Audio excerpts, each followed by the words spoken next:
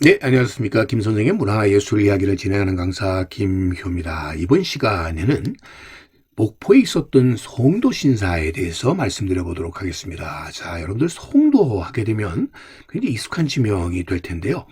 원래 이 송도라고 하는 명칭은 일본식 발음으로는 마쓰시마가 되겠고요. 일본의 미야기현에 있는 이 명승지이자 러일 전쟁이나 태평양 전쟁 때 투입되었던 일본군 군함의 이름이 바로 이 마쓰시마로서 우리나라의 인천이나 부산, 목포, 포항, 청진 등 일본인들의 거주지에 붙여졌었던 것이 바로 이 송도가 되겠습니다. 오늘날에 특히 인천 송도 하게 되면 국제도시락까지 이렇게 별명이 붙여지고 있는 곳으로, 이곳은 바로 이 매립에 의해서 이루어진 새로운 도시가 되겠고요. 원래 송도는 바로 이 지역이 되겠는데, 원래 이 명칭과는 다르게 바로 일본인들이 붙여준 명칭이 되돌아 나와서 오늘날 이렇게 송도라고 불리우게 되었다고 보시면 되겠습니다. 여러분들 예전에 인천의 송도 해수욕장 할 때의 모습이 되겠고요.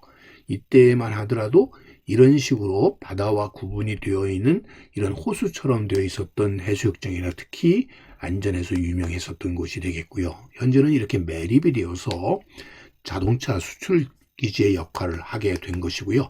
현재 신도시 소위 송도는 매립된 구역에 새로 만들어진 지역이라고 보시면 되겠습니다. 뿐만 아니라 지금 이것은 부산에 있었던 송도 해수욕장의 모습이 되겠고요.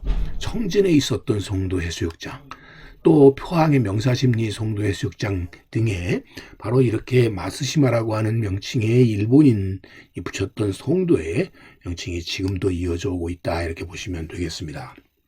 자, 예전에 목포에 해군이 주둔하고 있을 때 조선시대의 목포 진의 모습이 되겠습니다. 바로 이 진영이 여기 지금 이 지도에서 보면 위치하고 있고, 그 옆으로는 바로 유달산과 뒤에 대박산이 있었고, 그 건너편에는 고화도가 있었다라는 걸 볼 수가 있고, 자, 지금은 다 매립돼서 육지화된 사막도가 있고, 그 건너편에는 지금 해남 지역이 이렇게 되어 있는데, 오늘날 지도로 보게 되면 여러분들이 유달산은 여러분들 너무나 잘 아실 테고요.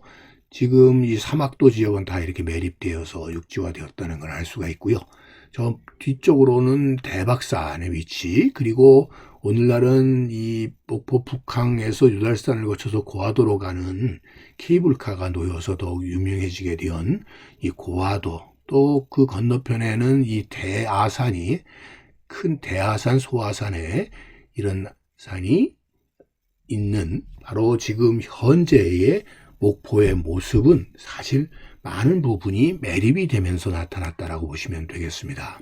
1930년대 유달산에서 바라본 목포 진의 모습이 되겠고요. 현재는 이런 모습으로 복원이 되어 있습니다. 자, 현재 유달산에서 내려다본 목포 시내의 모습들이 되겠습니다. 자, 유달산과 더불어 에서 바라본 모습, 대표적인 항구로서의 목포의 모습이 되겠는데, 이곳에 일제강점기에 바로 이 송도 신사가 사진처럼 있었다는 거죠. 자, 송도는 원래 말 그대로 섬이었는데, 그래서 이 섬에 붙여진 명칭이 송도라고 하는 명칭이 붙여졌고, 보시다시피 이곳 주변 지역들이 바로 여기에가 목포 진이 있었던 지역이 다 이렇게 매립이 되기 시작했다라고 보시면 되겠습니다. 그래서 이 송도는 매립이 되게 되었고, 이 자리에 송도 신사가 놓이게 되었고, 가까이에 목포역과 이렇게 기찻길이 놓여서 이것을 통해서 물자가 운송될 수 있도록 한 지역이 바로 이 송도 맛지가 되겠습니다.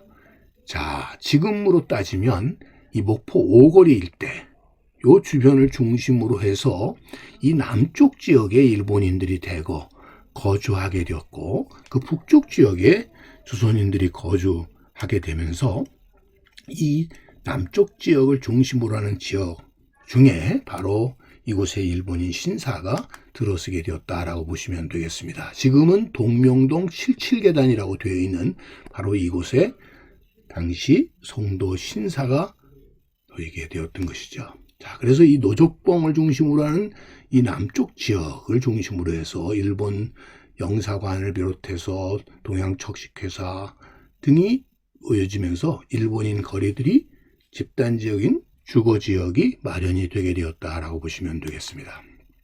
자, 그래서 이 목포라고 하는 것은 개항이 되게 된 것이 1897년이 되겠으니까요.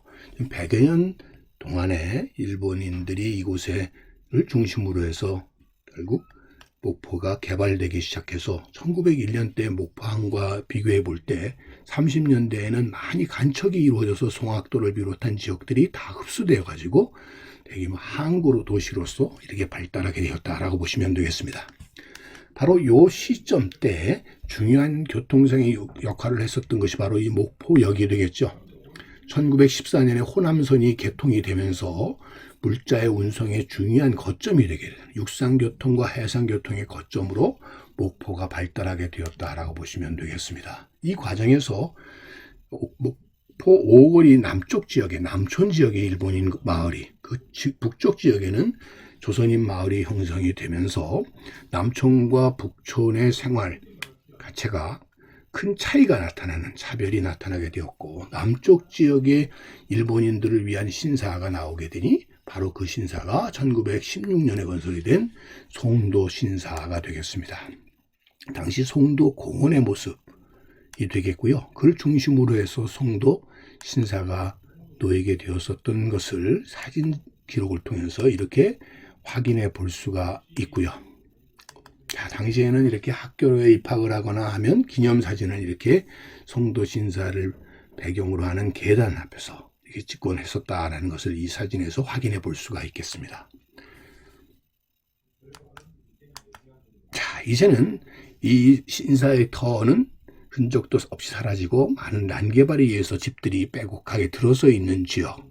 그래서 이제는 육지화가 되었기 때문에 예전에 이런 섬이었던 기억도 이제는 사라져 버린 것이 바로 이 송도 신사가 있었던 주변 지역이 되겠습니다. 자, 77계단 위에서 바라다 본 이 아래쪽에 신사 계단 입구의 모습이 되겠습니다. 오늘날 동명동 77계단으로 이렇게 명명이 되었던 곳이 목포에 송도 신사가 있었던 흔적이었다라는 이야기를과 더불어 이 송도라고 하는 명칭은 일본인 거주 지역으로 당시 인천을 비롯한 청진, 포항, 부산 등에 이렇게 곳곳에 도시명으로 지역명으로 붙여지게 된 것이 송도였다라는 이야기를 오늘도 꽃밭을 가꾸는 김 선생이 말씀드렸습니다.